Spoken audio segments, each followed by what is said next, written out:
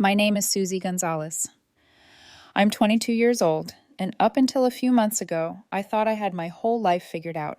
I was engaged to the man I believed I'd spend forever with, Jeffrey, my first love, my best friend, my everything. We'd known each other since high school, went through college together, and built a small but happy life in our little apartment. It wasn't perfect, but it was ours. Back then, if someone had told me that love could rot quietly beneath the surface while still looking picture perfect, I would have laughed. I used to think betrayal came with shouting, slamming doors, obvious red flags. Turns out sometimes it starts with a smile, a phone that never leaves the table, and a soft, "It's just an old friend."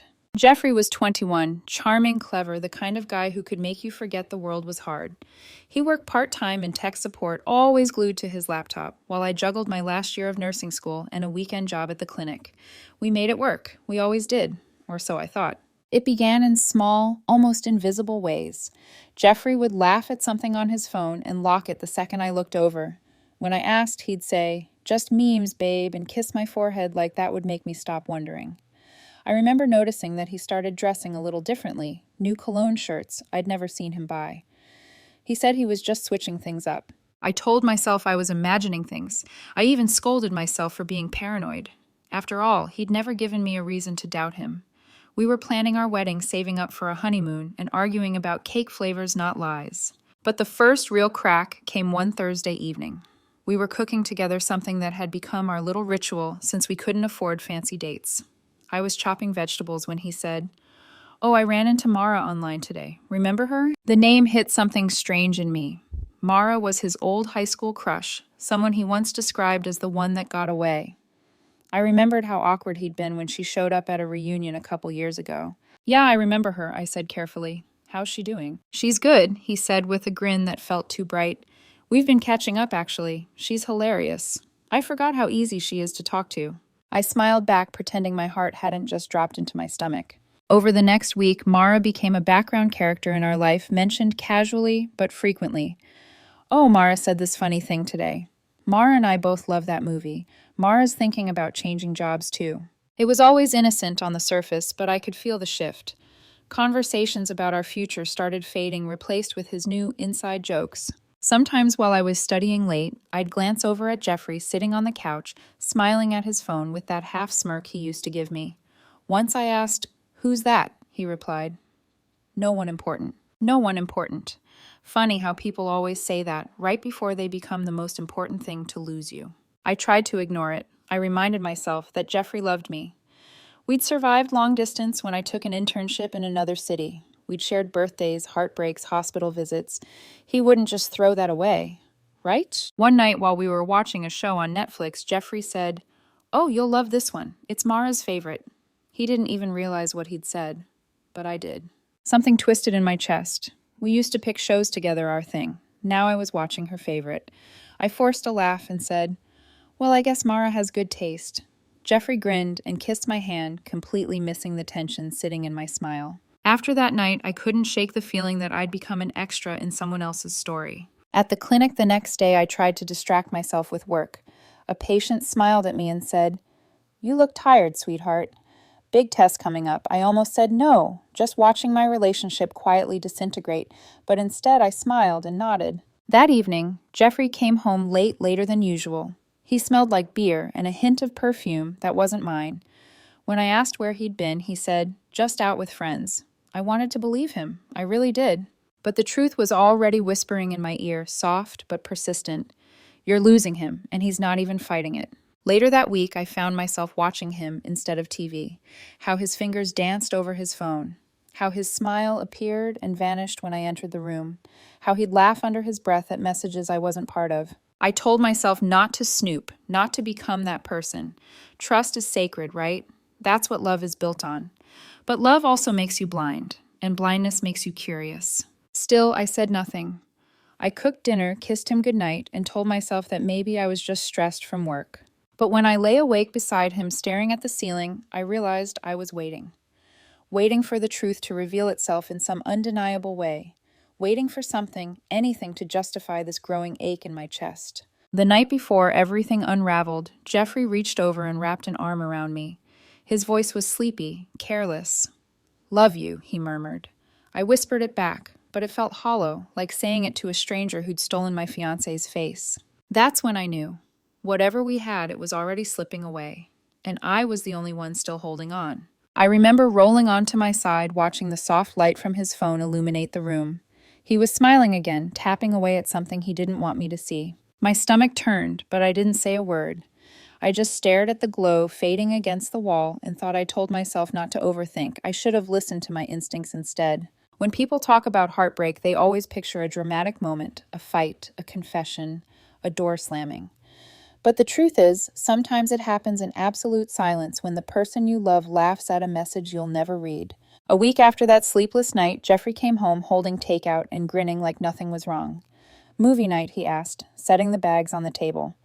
"I found this new show on Netflix. Mara said it's hilarious. You'll love it." He said her name again, so casually, like she belonged in our living room.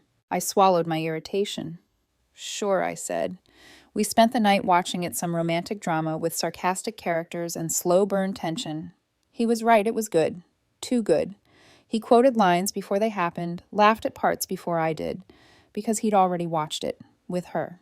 Later that night, when he fell asleep, I lay beside him replaying every tiny detail, the way he'd called it our show, how he'd joked that I reminded him of the lead actress. It didn't feel flattering anymore. It felt like I was unknowingly playing a role in their story. The next evening, something happened that broke the thin thread of denial holding me together. Jeffrey was rushing to get ready for work when he left his phone on the couch face up. "I swear I didn't plan to touch it. I just glanced." A notification lit up the screen. "Mara, you looked so cute last night. Still thinking about that." "Cute, last night." I felt the world tilt slightly, like my body recognized the truth before my brain did. He'd told me he went out with the guys. My hands trembled as I opened their chat. It was like stepping into a version of Jeffrey I didn't know. Flirty jokes, heart emojis, pictures of his lunch, his car, even the sunrise from our bedroom window. He'd sent her that view, our view. Then a message from Mara scrolled into focus. "Mara, you know I used to like you, right, Jeffrey?" Used to Mara. Maybe still do. Your move, Jeffrey. Guess it's in your court now. I felt something inside me break quietly like glass, cracking under pressure. I scrolled further. Pictures of me. Not many, but enough to hurt. A selfie of us at the park captioned, "Look how happy we look." She'd replied with a laughing emoji and said, "You really are adorable together. Almost too adorable." Almost. The word echoed in my head like a curse. Then I found a photo Jeffrey took secretly while I was carving pumpkins on Halloween. He'd sent it to her with, "She's so serious when she focuses, it's kind of cute." Her reply, "You've got it bad. Or maybe you missed the thrill." I closed the app and stared at the wall. My stomach twisted.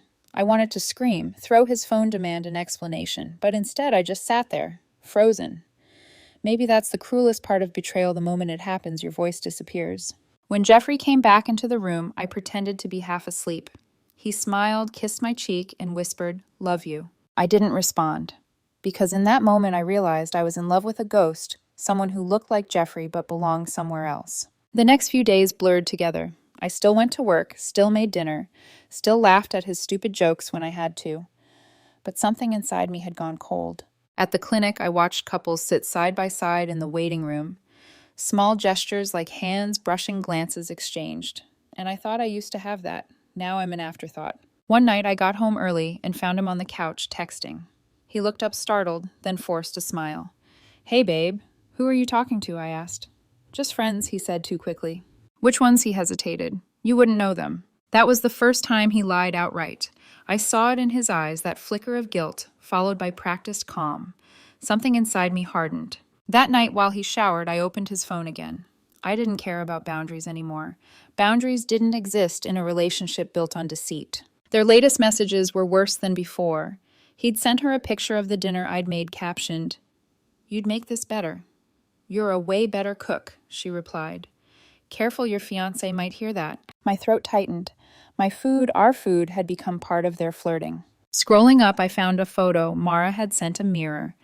Selfie, her hair wet, wearing his hoodie. His hoodie. I recognized it instantly, dark gray frayed sleeves, the one that used to smell like him when I missed him during long shifts. I couldn't breathe. I wanted to smash something to make him feel even a fraction of what was clawing inside me. But I didn't. Instead, I quietly put the phone down and sat there in the dark, my heart pounding so loudly it drowned out the sound of the shower. When Jeffrey came out, he saw my face and frowned. "You okay?" I nodded. "Just tired." He smiled, kissed my forehead, and said, "You work too hard." The irony nearly made me laugh. I lay beside him that night, staring at the ceiling. The fan creaked softly above us, counting the seconds between each of his calm, careless breaths. I whispered to myself, "You're not crazy. You're not imagining this." Because I'd spent weeks doubting my instincts, telling myself he'd never do this. But now I had proof, pages of it. I knew what I had to do, but I wasn't ready yet, not emotionally. People think walking away is simple. But when your life is intertwined, when the bills, the car, the apartment are all shared, leaving isn't just emotional, it's logistical. Still, I decided something that night. The next time I looked into his eyes, I wouldn't flinch. I wouldn't cry. He'd see the truth he'd tried so hard to hide. I turned off the lamp and faced the wall, feeling his hand brush mine as he fell asleep. He didn't notice I pulled away. And as I stared into the darkness, the glow of his phone lit up again on the nightstand. Another message. Another lie. I whispered so softly only I could hear, "I think my engagement just ended and he doesn't even know it yet." Morning came heavy, like a weight pressing down on my chest. I went through the motions, brushed my teeth, made coffee, tied my hair, but my reflection in the mirror looked like someone rehearsing being fine. Jeffrey was humming in the kitchen, flipping pancakes like it was any other Sunday. It was almost comical how normal he seemed, how easy it was for him to live inside a lie. "Morning, babe," he said, smiling. I nodded, forcing a smile. "Morning." My throat was tight. I didn't know how to start. I'd imagined this confrontation 100 times sometimes. I yelled, sometimes I cried, sometimes I walked out wordlessly. But standing there, all I felt was hollow. He handed me a plate. "Extra syrup, just how you like it." Something about that made my stomach twist. How could he remember something so small while forgetting the promise he made to love me? I set the plate down, untouched. "Jeffrey," I said quietly, "we need to talk." He froze, mid-motion, the spatula hanging in the air. That simple sentence always changes the air in a room. It's the sound of a bridge catching fire. He turned slowly, his face already pale. "What's wrong?" I looked him dead in the eye. "Mara." For a second, he didn't move. Then he blinked rapidly, trying to play dumb. "What about her?" "I saw your messages." My voice didn't even shake. All of them. The color drained from his face. He opened his mouth, closed it, then laughed nervously. "Susie, you're seriously looking through my phone now. That's not okay." "Not okay," I cut in. "You're right. It's not. But neither is sneaking around with the woman you once told me you wanted to marry." His expression shifted from guilt to defensiveness. "It's not like that. We're just friends." I stared at him. Friends who send mirror selfies. Friends who wear each other's hoodies. Friends who say, "It's in your court now." He flinched. Just slightly, but I caught it. I kept going. "Do friends also talk about how she'd make dinner better than me? Do they flirt while their fiancé sleeps in the next room?" "Susie, you're twisting things," he said, his voice rising. "It's not what you think. She's been going through stuff. I was just being there for her." "Being there for her," I repeated, letting the words burn on my tongue. "What about being here for me?" He sighed, rubbing his forehead like I was the one exhausting him. "I didn't mean for it to get this far." "So it did go far," I said quietly. His silence confirmed it. My pulse roared in my ears. The world blurred for a moment. I thought I might faint, but anger steadied me. "You actually did it," I whispered. "You crossed the line." "It just happened," he muttered. I laughed, not from humor, but disbelief. "It just happened. You tripped and fell into someone else's arms." He looked down at the counter. "It was one time, I swear." I was confused. She reached out and it just... "Stop," my voice cracked. "Don't insult me with half-truths." "You weren't confused, Jeffrey.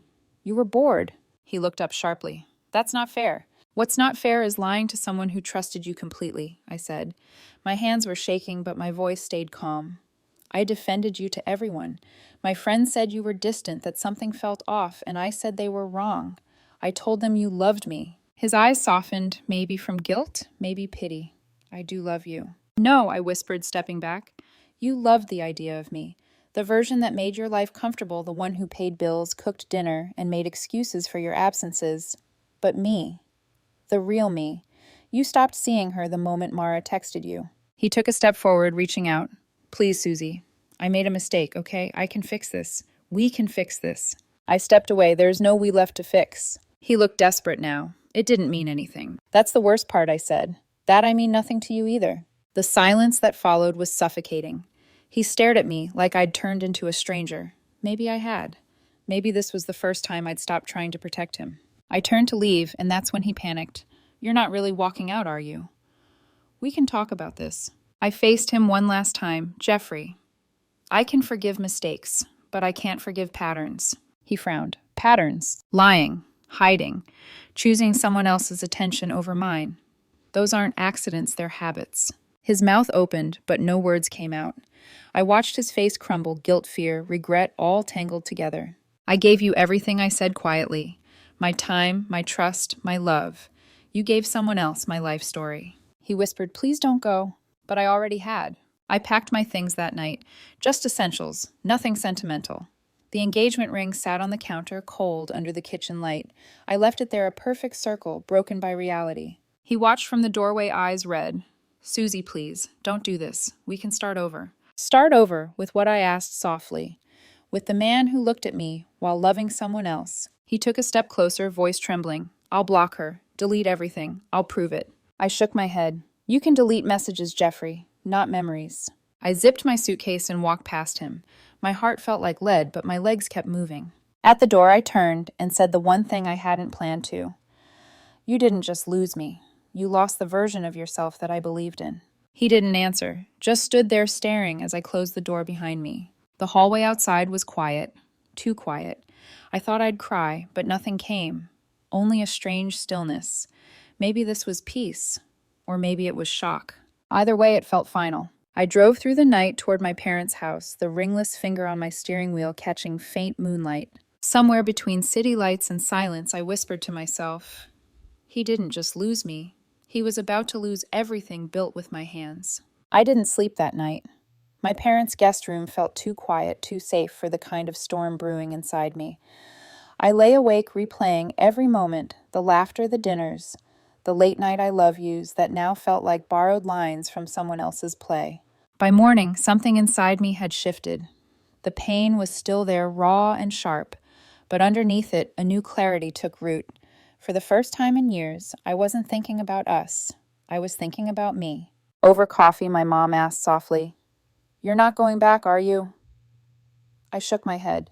No, not this time. And I meant it. That day I started listing everything I had built for him, the rent, the car, the bills, the plans. Piece by piece, I realized how much of our life together had been held up by me. I wasn't just his fiancé, I was his foundation. And he had cracked it himself. He hadn't called or texted yet. Maybe he knew I needed space. Maybe he was scared. Or maybe deep down he thought I'd forgive him like I always had. 3 days later, I drove back to the apartment. My hands gripped the steering wheel like I was holding onto the last bit of my old life. When I opened the door, Jeffrey was there, sitting on the couch, unshaven, eyes red like he'd been waiting for this confrontation. Susie, he breathed out, standing up quickly. Thank God. I've been losing my mind. Please just talk to me. I walked past him and set my keys on the table. I'm only here for my things. His face fell. You don't mean that. I do. He followed me down the hallway. I know I messed up. I know what I did was awful, but please don't throw everything away over one mistake. I turned sharply. One mistake. You've been choosing her for months. Every message, every secret, every night. You turned your phone face down. Those were choices, Jeffrey, not accidents. He looked stunned, like no one had ever spoken to him without cushioning the truth. I said I'd end it with her. I already did. Good, I said coldly. Then you'll have time to think about what you've lost. I opened the closet and started pulling out my clothes.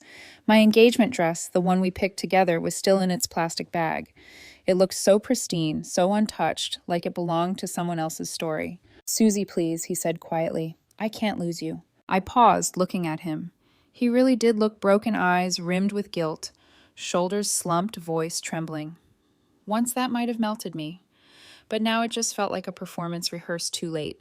You didn't lose me today, Jeffrey, I said softly. You lost me the moment you stopped choosing me. He didn't reply. He just stood there, his silence louder than any apology could have been. I went to the kitchen to collect some paperwork, and that's when I noticed the small pile of unopened bills on the counter, rent, electricity, internet. All in my name. I exhaled, almost laughing at the irony. You couldn't even keep the lights on without me. He flinched. That's not fair. No, I said what's not fair is me paying for a home where I was being replaced one text at a time. I grabbed the stack and slipped it into my bag. I'll call the landlord. My name's coming off the lease. You can handle it yourself. Panic flashed across his face. Wait, I can't afford this place alone. Then you'll have to learn how to. Susie, come on, don't do this. You know how tight things are for me right now. I stared at him, something inside me hardening. I know. That's why you stayed as long as you did, isn't it? You weren't in love with me? You were in love with stability. His jaw tightened. That's not true. Then prove it, I said. Start over, without me. He looked away, running his hands through his hair. You're really not going to give me a chance. I gave you years of chances, I said, and you used them to build an escape route. He sank onto the couch, burying his face in his hands. I can't do this alone. I took one last look at him, the man who once made me feel safe now, small in his own silence. You'll survive, I said quietly, just like I will. The difference is I'll actually live. When I turned to leave, he whispered something I almost didn't catch. I never thought you'd walk away. I paused at the door, looked back, and said, that's why I finally had to. Outside, the afternoon light hit my face, and for the first time in weeks, I felt like I could breathe. I expected to feel empty, but I didn't. I felt powerful, steady. I got into my car, rolled down the window, and looked at the apartment building one last time. That space used to feel like a home. Now it looked like a shell hollow echoing with what-ifs. As I drove away, I whispered almost to myself, freedom doesn't sound like revenge. It sounds like silence. And in that silence, I finally heard my own heartbeat again. 2 weeks passed. The air in my parents' house felt cleaner, lighter, maybe because I wasn't walking on eggshells anymore. The quiet didn't hurt like I thought it would. It felt deserved, earned. I started working longer shifts at the clinic. There's something healing about helping strangers, people whose stories begin and end in the same day, who don't carry your past inside their eyes. It grounded me. Every bandage I wrapped, every comforting word I offered, somehow stitched a little piece of myself back together. For the first time in months, I didn't check my phone waiting for a message from Jeffrey. I didn't care what he was doing, who he was with, or if he'd finally realized the weight of what he'd lost. My life was no longer orbiting around his gravity. But the universe has a way of sending echoes, small reminders of the past, just to see if you'll flinch. It came one Friday night when I stopped by a coffee shop after work. I was waiting for my drink when I overheard two women chatting behind me. Did you hear about Mara and that guy Jeffrey once said? My stomach tightened at the name, but I stayed still. Yeah.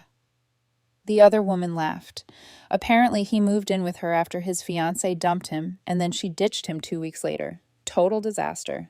The world didn't spin this time. It didn't even sting. It just confirmed what I already knew. Karma had better timing than I ever could. I took my coffee, found a seat by the window, and let out a small laugh, not bitter, not vengeful, just the kind that slips out when the truth finally feels weightless. In the days that followed, I learned more through whispers and mutual friends. Mara had gone back to her ex. Jeffrey had lost the apartment because he couldn't afford rent without my name on the lease. The car I'd helped him buy was repossessed, and the freedom he'd chosen turned out to be lonelier than he expected. Apparently, he'd tried reaching out messages I never saw because his number had been blocked. One of my friends showed me a long text he'd sent to her asking if I'd at least read a letter he wrote. I didn't. I didn't need to. Because the truth is, closure doesn't come from the person who broke you. It comes from the moment you stop waiting for them to fix it. Still, one night, I found myself sitting by the window the same way I used to when Jeffrey worked late. Except this time the silence didn't feel like absence, it felt like peace. I thought about everything I'd lost and realized it wasn't much compared to what I'd gained. I'd gained honesty, self-respect, the ability to say no to being taken for granted. I remembered what my mother said to me when I first came home. Some people are lessons, not losses. Back then I didn't understand it. Now I did. Jeffrey had been a lesson in love without boundaries and giving too much, without asking for enough in return. And Mara, she was proof that people who steal what isn't theirs rarely know what to do with it once they have it. A few weeks later, I got a message from a mutual acquaintance who worked with Jeffrey. He told everyone he misses you, they said. He's a mess. I typed back, I'm not. Then I deleted the message before sending it. He didn't need to hear it, and I didn't need him to know. Because true revenge isn't anger, it's indifference. I moved into a small apartment near the hospital a month later. It wasn't fancy cracked walls, mismatched furniture, but it was mine. Every corner, every bill, every breath in that space belonged to me. One morning, while unpacking boxes, I found something wedged between old notebooks, a photo of Jeffrey and me. We were laughing, covered in flour from baking cookies on a random Tuesday. I stared at it for a moment, feeling that faint tug of nostalgia not for him, but for the girl I used to be. The one who believed love could be fixed with effort alone. I folded the photo in half, tucked it into an envelope, and wrote on it, "Thank you for the lesson." Then I dropped it in the trash. That night, I stood on my tiny balcony, the city lights shimmering below, and thought about how strange it was to feel lighter after losing so much. Because I hadn't really lost anything at all, just illusions. Jeffrey was probably somewhere replaying his mistakes, maybe blaming Mara, maybe blaming himself. But me, I was finally done replaying. Some endings don't come with fireworks or closure. They come quietly in a deep breath, a healed wound, a heart that no longer aches when it remembers. And as I turned off the light and let the room fade into soft darkness, I whispered to myself one final truth. Some lessons don't need revenge. Watching someone meet their own reflection is enough.